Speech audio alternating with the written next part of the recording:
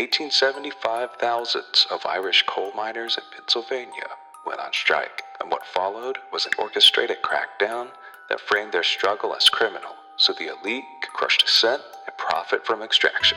In the early 1870s, the coal region of Pennsylvania was dominated by immigrants, especially Irish, but also Welsh, German, and others. They were working under brutal conditions for owners tied into the Philadelphia and Reading Railroad, another coal baron interest. Workers' wages were cut by 10 to 20% in 1874, as coal operators sought to maintain profits in a downturn.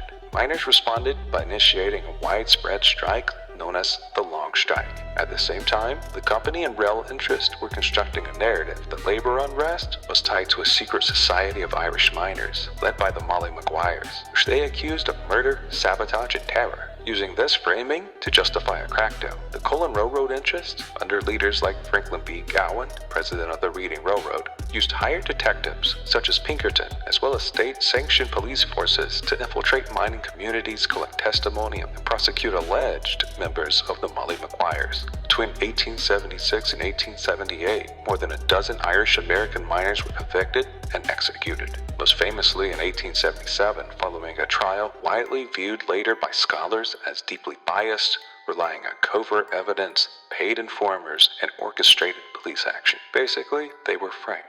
While some violence did occur in the mines and by minor groups, the suppression of the Molly Maguires served to discredit labor organizing, weaken unions, and cement employer control. In effect, the law was weaponized against working-class solidarity. The events of the Long Strike and the Molly Maguires trials reveal a pattern: immigrant workers organizing to resist exploitation, then being framed as criminals, and crushed by force, backed by corporate power and state power. This pattern presaged many later labor struggles in the U.S. The coal barons didn't simply repel a strike, they reshaped the narrative.